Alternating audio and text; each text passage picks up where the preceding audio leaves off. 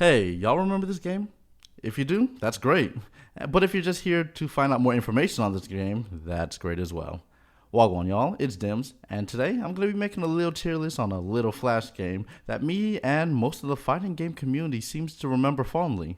It's called Teen Titans Battle Blitz. Right now I'm playing this using Blue Maxima's Flashpoint, a web game preservation project. It's a downloadable software where you can play Flash games that were mostly either lost to the ether or became unplayable at the end of Flash. I'm also using ReSwab or ReWASD, I'm not sure how you pronounce it, since much of these fighting games, none of them were natively compatible with controllers, and this software lets you basically essentially remap your controller to buttons on the keyboard inputs, so it's very helpful. Now let's talk about the rules and setup of this tier list. Teen Titans is a single-player 2-button fighting game.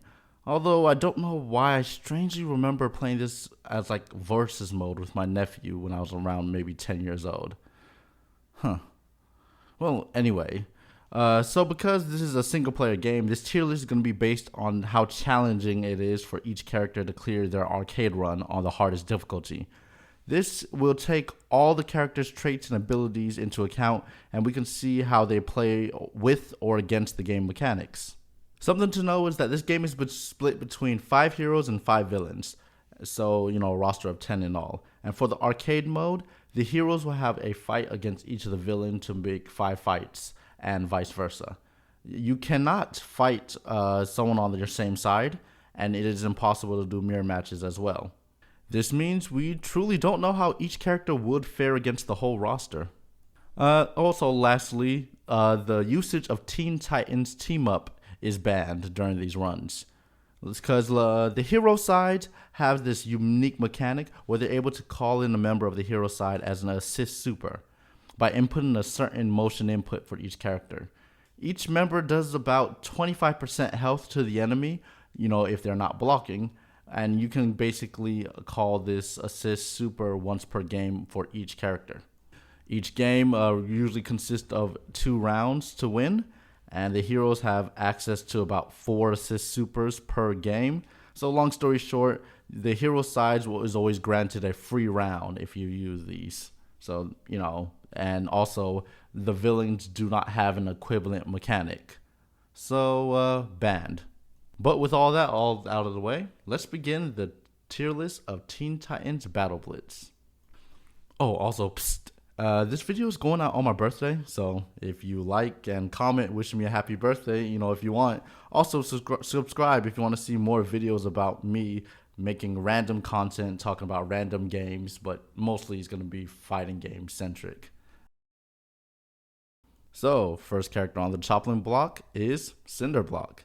Here are his moves and his specials. Now, I'm not going to sugarcoat it. He is the worst character in the game. He's so bad that I feel like he was untested. And not only on top of, so one, he has the most difficult inputs in the game for anybody for some reason. And you cannot functionally, you can't ignore it. So let me tell you how this game works. So there's no real combos in this game. You get 2 buttons, you get a punch and a kick, and that's about it. And you get some special moves. So if you hit an opponent that is airborne, they automatically go into a knockdown state. And if you hit an opponent with a special move, even if they're standing up on the ground, they go down to the knockdown state. All right? So if you hit them again while they're in the knockdown state, they'll sometimes immediately stand up. Now, why does this matter? Well, with no combos and a few hits that you get, basically all of your moves that don't put your opponent in a knockdown state is unsafe on hit, much less unsafe on block. Also, Cinderblock doesn't have a jump. Cinderblock cannot jump. All he can do is hobble to you and try to punch you. So because of that, his mobility is garbage, and his range is incredibly short. So let me go talk about some of the stuff that he tries to do but can't.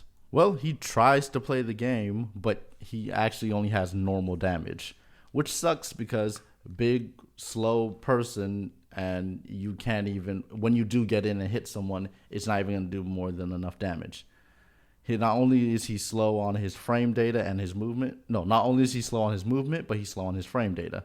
So basically, they take forever to get out, his moves to come out, and you don't get any extra damage for it. So that double sucks. Next, blocking. In this game, you hold down to block. No matter what you block, you always receive chip damage. So you can get zoned and chipped out easily, especially because he doesn't have a projectile on top of that, minus his little shockwave. However, his shockwave is very slow, like he is, and the input on it, you tend to mess up. And why? Well, let me tell you about the inputs and the input method in this game. So it's a very old archaic game, but at the same time, they are very strict what counts as a combo or what counts as you doing the input. It's not like fighting games nowadays. There's no leniency on doing a shoryuken or a quarter circle forward. If you don't hit all the correct inputs in a very fast order, you're not going to get the move to come out. And basically, there's no buffer for it. So with this said, let's talk about one of his simplest inputs, his little double punch. So to do double punch, it is forward, forward punch. Now, did you know walking does not count as you pressing forward? Well, not count as pressing forward towards the combo. That's what I'm trying to say. So if you're walking forward and trying to do the input, you need to walk forward, stop, and then double tap forward, then hit punch. If you are walking forward and then try to double tap, the game will sometimes not read it. And if it doesn't read it, you don't get the special move. So that means you just basically walked into your opponent's range just to do a normal punch which is negative on hit. So he doesn't even have a projectile. So he's like, hey, maybe you don't want to enter the range. Well, he has the shockwave, which is, that long shockwave kind of thing, that little ground stomp. Good move, and it does travel across the screen. However, it can be jumped over. You don't really have any anti-airs. So you better, if you're doing it, it'll be best to do it on your opponent's wake up while timing it right. But they can still jump it and full punish you for it. And, there's no combos, but, they can still full punish you for it. So that leaves his last special. His little, I guess it's sort of like a projectile because it is disjointed since the hitbox on it is not only his arm, but the dust cloud. But the input for it is horrible. So this is literally 2 steps. No, this is not even 2 steps forward. This is literally 2 steps back, 1 step forward. His only good reaching attack, special move, has a retreating input. You have to press back, forward, which is going to make you walk out of your opponent's range. So the way you're going to use this move to try to hit your opponent is you're going to walk forward into their range, then hit double back, then forward, then try to do the final kick or punch. I forget which one it is right now, to do this move. So you effectively move into their range to then move out of their range to try to hit them with this attack that doesn't have a lot of range. And if you do hit it, you can't go closer to them to continue your pressure. You will have to back off and just do more of the shockwave. So this, also one more thing when it comes to this projectile, it doesn't destroy anything. In this game, projectiles are transient. So basically, there's no clashing of projectiles. If you see a projectile on the screen, you have to block it. If you don't block it, and even if you throw your own, they're going to pass through each other and just keep going until they try to hit the other opponent. So this means, since you don't really have a projectile and everyone else does, you're at the mercy of them throwing their projectiles at you. The best thing you can do is try to get a hard knockdown and keep shockwaving over and over and over, and hopefully win because of it. So he has no good moves, all of it's terrible, and all the motion inputs for his soup specials doesn't work how it's supposed to. He's not, this character's not functional. So because of that, we're starting off this tier list by adding a new tier. And this one goes right under garbage. This character is completely broken in the worst way. moving on. Well, up next on the tier list is Raven. Here are Raven's moves and specials. So Raven doesn't have a lot going for her. Just like Cinder Block, all her moves are negative on hits. Well, all of her close-up moves is negative on hits. And so basically with this character, what you would want to do is keep doing her Fireball, which is telekinetic throw. Cool thing about it is depending on what stage you're on, you get a different looking projectile that you throw at them. So that's cool. But on the real, Raven's not that good at all. She has this move called Summon Projectiles, this giant exploding move, which is cool to look at and actually has a good explosion hitbox.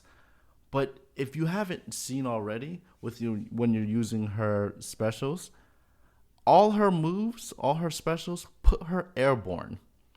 So this means, they're not only that, they're slow startup. So that means if you get hit out of any of her moves, you are going to be in hard knockdown. You cannot block after this. So if your opponent is in your face for any reason at all and blocks any of these moves, they can just punish you and you'll be in hard knockdown, which is going to lead to further punish. All her specials put her airborne, and she can't help it. The only thing, also all the heroes, everyone on hero side has an air action, which is basically for most of them is just a dive kick. Well, her dive kick doesn't dive kick. It just makes you just float in the midair and throw and just circles around the projectile around her. So it doesn't actually go to attack anyone. And she has a similar move on the ground, the telekinetic spin. So yeah, basically all these moves are garbage. Summon Projectile is cool to look at and it's cool to do as long as, it has a good hitbox, but it does still have a blind spot. Your basic game plan with Raven is try to run away and just keep throwing your fireball at them. That's it. She doesn't have anything else, and it does suck. You're playing keep away because all your moves suck, and if you're doing it in front of their face, you're gonna get hit, and it's gonna be an airborne hit, so you're gonna get punished more. So Raven goes right in garbage tier.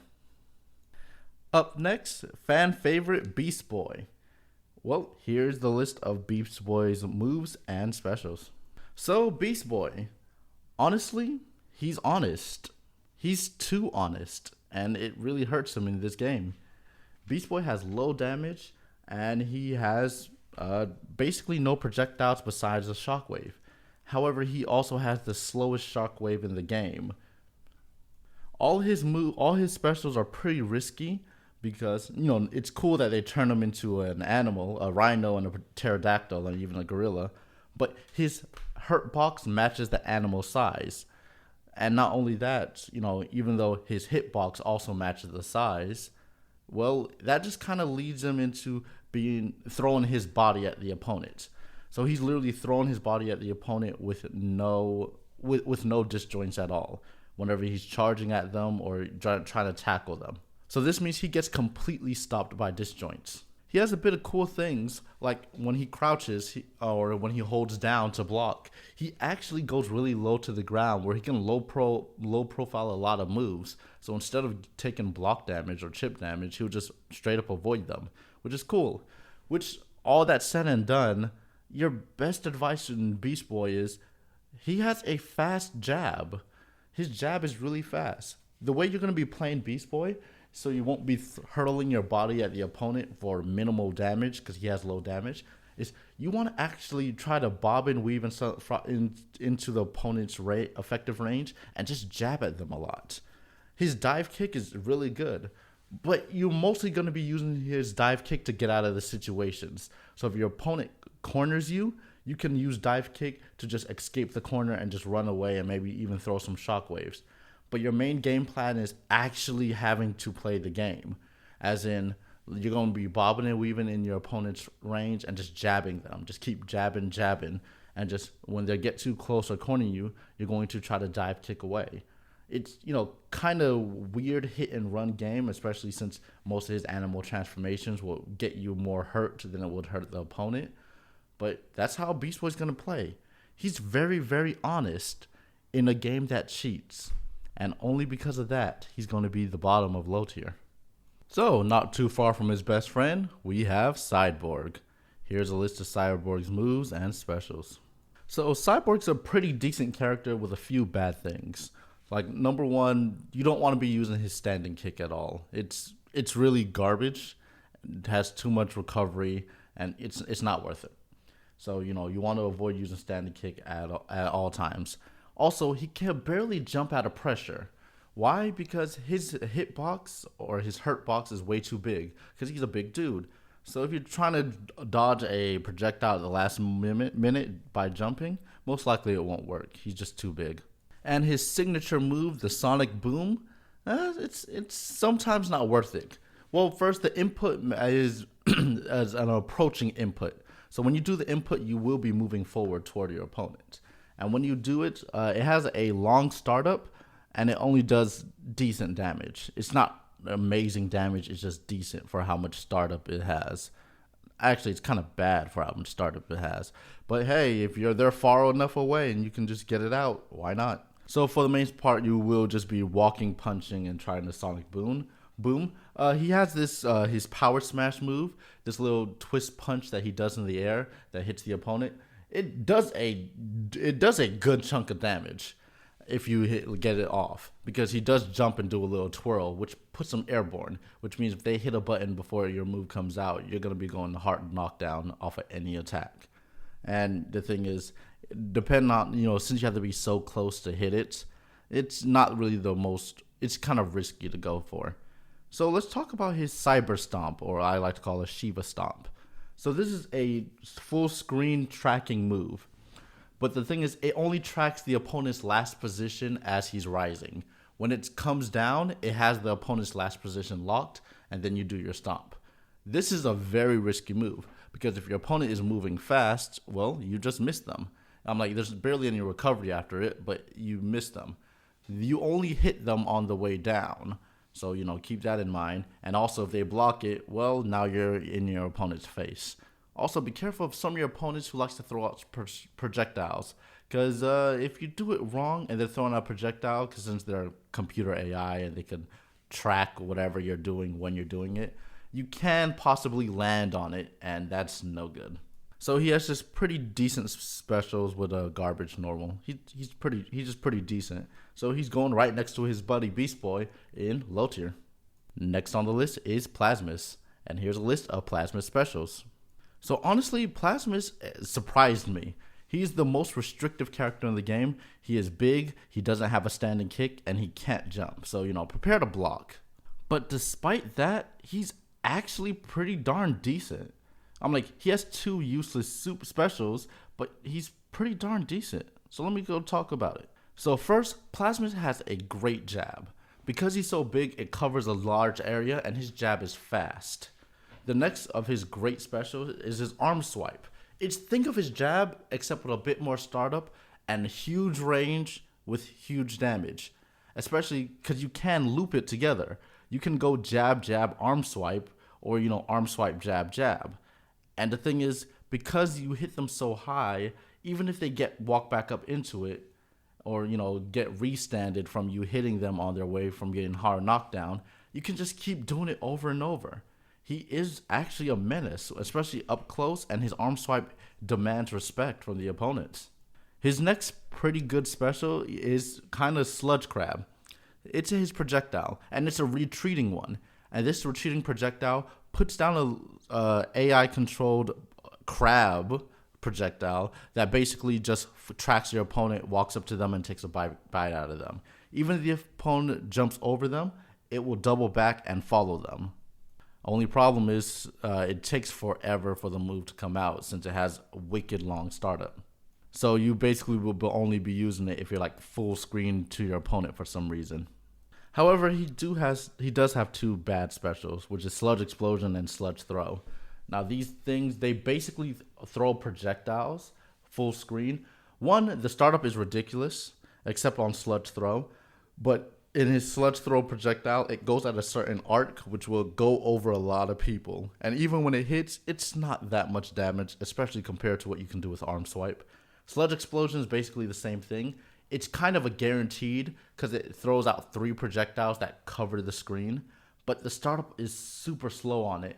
And even if you do hit the projectiles, only one of them hits you, which will basically give you the same damage of sludge throw, which again, the using arm swipe outpaces that damage. So it's like don't use sludge explosion, don't use sludge throw, just use jab and arm swipe, block, and if you're just feeling really cheeky, you can try to go for a sludge crab. He is actually a pretty decent character that doesn't have. He's just really straightforward of what he wants to do, and he demands respect from doing it. Just make sure you block because you're really slow. Oh, also a bonus thing. For some reason, Plasmus can't be knocked down. So because he can't be knocked down, he doesn't have a hard knockdown state. When you hit him, with a special move, he does slide back some, but technically moves are more negative on him because he doesn't have a knockdown state. So that means you can actually take special moves and still be ready to go back swinging, minus the distance that it pushes you back. So because of all that, I would definitely say Plasmus is the top of low tier. Up next is the smallest character in the game and the tech wizard himself, Gizmo. Here is a list of Gizmo's moves and specials. So Gizmo is the small, fast, and annoying character, and he basically is a character that only uses one move. The rest of his moves, not that good. So because Gizmo's so small, whenever he blocks, he actually low profiles a lot of things, just like Beast Boy. So he can low profile things while blocking, so he doesn't really take chip damage that much. He has the fastest movement in the game, so he can run away like hell. And one unique thing about him, he has a flight mode where he can just hover in the air and have access to more special moves. But that's not going to matter. Why? Because you don't want to be in the air. When you're in the air, you're basically on your opponent's level, so more moves will hit you in the air. And while you're in flight mode, you can't block. So basically, by going into flight mode, you put yourself in a worse position. His jab is stubby and not really worth it, and he doesn't really have a standing kick because it sends you to flight mode. So basically, you're running around doing machine gun. Machine gun is basically this large hit scan beam across the stage. All you have to do is just hit the half circle, and you win. If you hit the half circle and they get hit, well, that's a special move they're getting hit by, so they're in hard knockdown. So you can just do it again and again and again. If the opponent gets too close, well, run away or jump away because you're super fast, super mobile, and just keep using machine gun. So just keep hitting it over and over and over and over again. No reason for you to go in flight mode because flight mode makes you easier to hit to your opponents. So just jump around and half circle, half circle, half circle. But for the off chance that you want to be cheeky and go in flight mode to use his other two specials, well, his missile attack has a specific hitbox that it hits, and it's pretty long startup, and just does decent damage. He can do machine guns in the air, so that's something. But also he has this missile barrage. It has a very specific hitbox, and the thing is, when you do this input, it will fling you into the air and then try to hit that specific point. So depending on when your opponent gets hit by it or not, that's really a toss up. And when it flings you in the air, it can actually copy your momentum from you running left or right. So this can just throw you off and not make you hit your target. So just like I said, avoid those last two specials, stay on the ground, half circle, half circle. And because of that, Gizmo actually goes in mid tier. It wasn't actually hard to play him and win. Up next on this list is the big boy Mammoth. Here's a list of Mammoth's moves and specials. So Mammoth is actually a great character. He doesn't have a lot to him. He doesn't have a standing kick, but that actually comes in handy. Why? Because Mammoth, all he wants to do is swing his jab at you. His jab is huge. It can swat people out the air. It can poke people to death at ranges they can't touch you. So it's actually a really good button just to hit over and over. If you hit them while they're airborne or coming down from something, you can combo it into itself twice. And aside from that, he has one of the best shockwaves in the game. And it's actually a really good input because it uses your kick input. So for any reason, if you miss input the down kick, nothing will come out. So you won't be left in any kind of kick lag or any kind of other move because he doesn't have a standing kick. If you mess it up, he's just not going to do anything, which makes you fully actionable even if you mess it up. So your game plan is to basically poke and punch your opponents to death, and if you do get some space from them, shockwave, shockwave, shockwave. You're a threat at far, and you're a threat up close. His other two moves, spinning slam, kind of like Cyborg's big punch, does a lot of damage, but the thing is, like, it's very risky, and he's like, why would you go for it while you could just jab them twice and it'd do more damage?